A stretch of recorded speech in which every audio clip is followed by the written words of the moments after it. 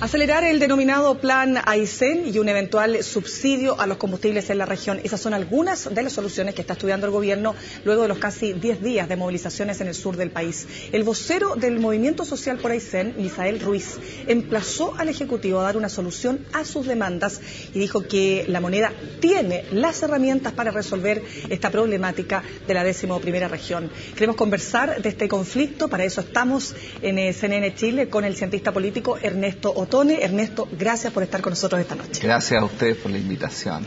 Ernesto, la primera pregunta es, ¿podría el gobierno haberse anticipado a este conflicto? Bueno, mira, yo creo que sí, porque hay elementos estructurales que nosotros sabemos. Sabemos que Aysén es una de las zonas donde la desigualdad de ingresos es la más alta, donde hay un problema de poca población muy separada en el espacio. Y donde es muy claro que tú no puedes aplicar reglas generales en todo y cada uno de los casos.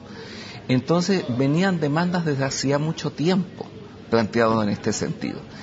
Pero este gobierno ha mostrado poca capacidad de antenas. Ahora, las antenas son muy importantes para dar gobernabilidad, porque las antenas permiten tratar un problema antes de que explote como una demanda de movilización social con esa fuerza. ¿Y qué señales se podrían haber advertido, por ejemplo, o qué señales pudieron ustedes como concertación haber advertido también, ¿no? Lo que yo no sé qué cosas se advirtió en el mundo político, en el mundo más político, pero lo que he sabido es que de hacía mucho tiempo venían, es como lo de Punta Arenas. De hacía mucho tiempo venían planteándose una serie de temas.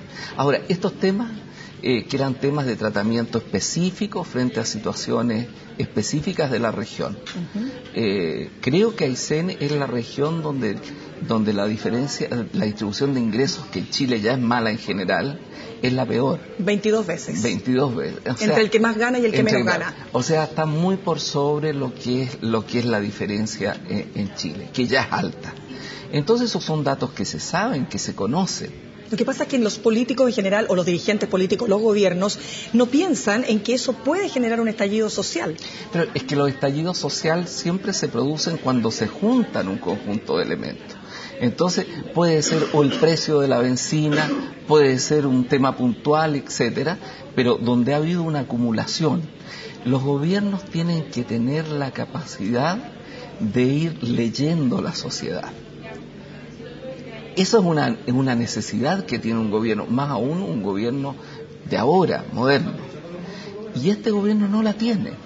Pero, a ver, Ernesto, lee muy mal la sociedad. Si tú ves el conjunto de conflictos, el conflicto estudiantil, son conflictos que no te sorprenden una vez que explotan. Ernesto, pero lee mal la sociedad porque, al decir de algunos, no está inserto en esa sociedad.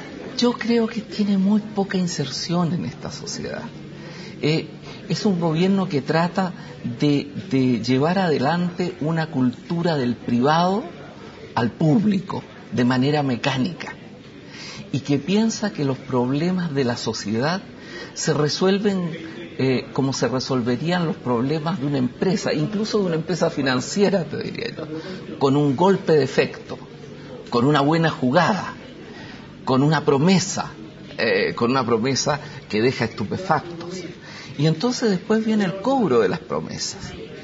Y todo eso lo vas a ver en el tema de la reconstrucción, lo vas a ver en muchos otros temas. Una promesa temeraria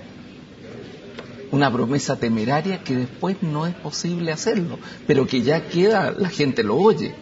La sociedad la sociedad de hoy, en todo el mundo, es una sociedad mucho más informada, mucho más interactiva. Y la sociedad chilena tiene un nivel de desarrollo ya muy fuerte, donde sus demandas son mucho más exigentes. Ernesto, pero aquí hay dos temas. Uno, Aysén le da un apoyo mayoritario a Piñera en las elecciones presidenciales, la concertación pierde la región. Segundo, ¿por qué esto no estalla bajo los gobiernos de la concertación y viene a estallar ahora? Bueno, por lo que yo te decía, que había una acumulación y han habido promesas incumplidas. Ha habido una acumulación de problemas y ha habido una promesa incumplida. Seguramente... ¿De este gobierno estábamos hablando? De este gobierno. Si tú si tú te fijas, los gobiernos de la Concertación pueden tener muchos defectos. No tanto finalmente. La vida está enseñando que no eran tantos. Y los presidentes gozaban de un alto nivel de credibilidad. ¿Por qué los presidentes de la Concertación gozaron siempre de un alto nivel de credibilidad? Porque no hubo una inflación de promesas. ¿Y en este caso sí las hubo? Y en este caso es evidente que las hubo, Mirna. Es evidente, es una cosa que tú constatas todos los días.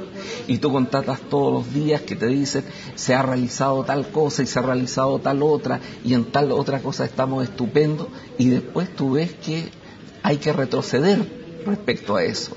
Entonces ese es un discurso que exacerba en la sociedad la desconfianza hacia el gobernante. Y este es un gobierno cuyo presidente tiene muy poca credibilidad, muy bajo nivel de confianza y poca cercanía. Entonces una combinación explosiva. Ernesto, ¿y se resuelve este tema con la llegada del ministro de Hacienda? Si usted estuviera en el gobierno ahora, ¿qué haría? En primer lugar,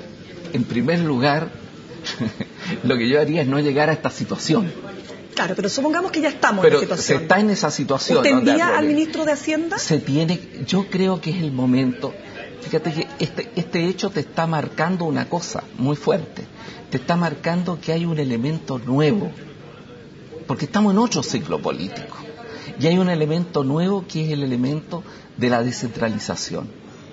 Ya el Chile centralizado, digamos, que hemos estado acostumbrados en nuestra historia, llegó a un punto de desarrollo y de diferenciación regional en el cual tú necesitas políticas generales de diferenciación. ¿Pero usted está de acuerdo que son todos responsables, también lo es la Concertación? No, pues no haber avanzado en esa área. Es toda la historia de Chile. ¿Pero por qué no se avanzó antes? Es toda la historia de Chile, porque había que hacer otras cosas. Mira, si la Concertación recibió a este país con 40% de pobreza, recibió a este país con una educación destruida, recibió a este país con un sistema de salud muy malo. O sea, como dice el tango, 20 años no es nada. No, 20 años son muchos. En 20 años Chile avanzó muchísimo, pero entró a otro ciclo político, a otra fase política. Los edificios se construyen con un primero, un segundo, un tercer piso, pero hoy día el tema no es del primero y el segundo o tercer piso, si eso Chile lo tiene. Y eso es reconocido mundialmente que lo tiene. El problema es que la gente ahora, su nivel de exigencia es otro. Y es justo que así sea. Pero volviendo al tema, ¿usted enviaría al ministro de Hacienda como una medida para destrabar, para descomprimir esta tensión? Mira, yo creo que naturalmente el tema es un tema que pasa por ahí, ¿no es cierto? Y el ministro de Hacienda no puede... la gente sabe que finalmente no han habido...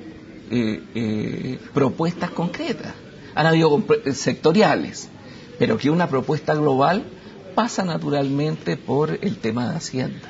Y por eso la gente se ha centrado en esa demanda. Ernesto, lo quiero llevar a otro tema, lamentablemente por el tiempo, y que tiene que ver con el tema de la reconstrucción. Estamos a días de un nuevo aniversario del 27 de febrero, y aquí hay dos asuntos que se ven, ¿no es cierto? Por un lado, unos que ocupan la reconstrucción, y es lo que uno puede observar desde afuera, ¿no?, como también un elemento político electoral.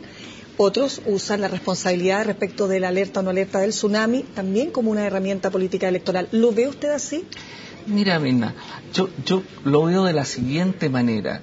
Yo hace algún tiempo escribí una columna en que decía, después de la experiencia del 2011, este gobierno tiene dos posibilidades. Está en la mitad de su periodo.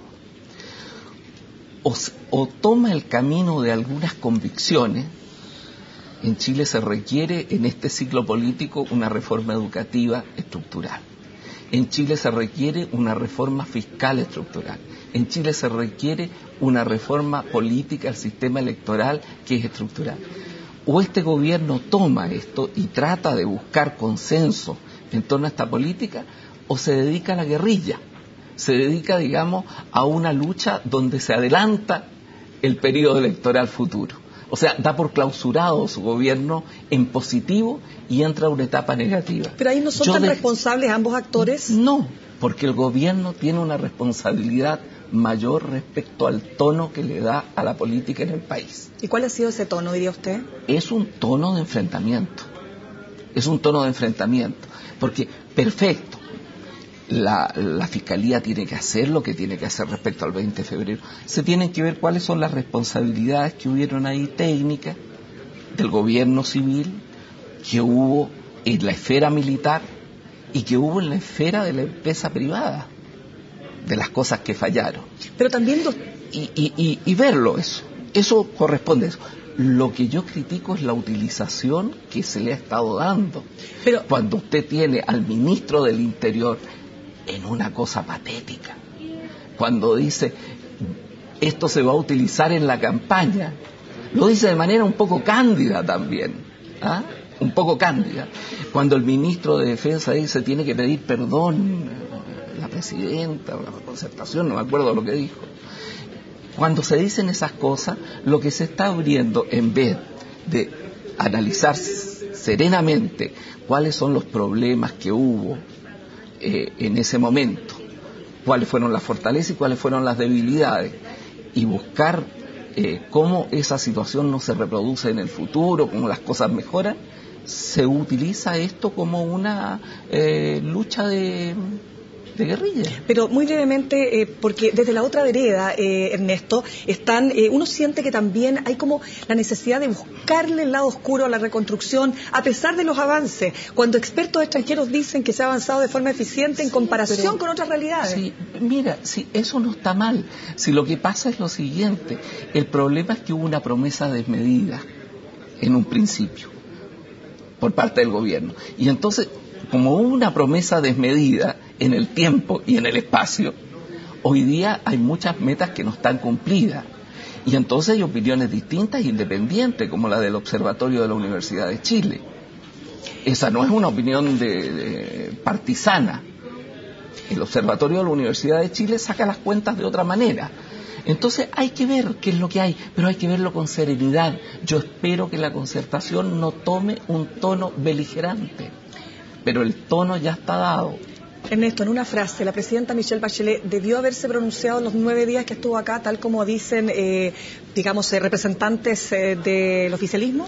Yo creo que no hay ningún elemento, ni en lo que se ha visto de la acción del año 26, que no señalen una actuación cercana de liderazgo de la presidenta Bachelet. Eso no está en cuestión. Por lo tanto, no tiene por qué pronunciarse. Eso no ha estado en cuestión. No aparece en ninguna parte cuestionado en el tema de la Fiscalía. Y por lo tanto, la presidenta Bachelet no tiene por qué pronunciarse. Ella vino unos días a descansar, tengo entendido. Que harto trabajo está haciendo frente a eso.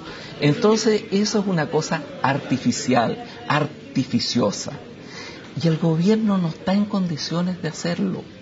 Es un gobierno que tiene demasiado debe y que por lo tanto tiene que centrarse en su actuación. Dejen que la gente se forme una opinión sobre lo que fue el gobierno de la presidenta Bachelet, que ya pienso que ya la tiene, y la tiene sólidamente. Bien, Ernesto, queremos darle las gracias por haber venido hasta nuestros estudios esta noche. Gracias, Mirna.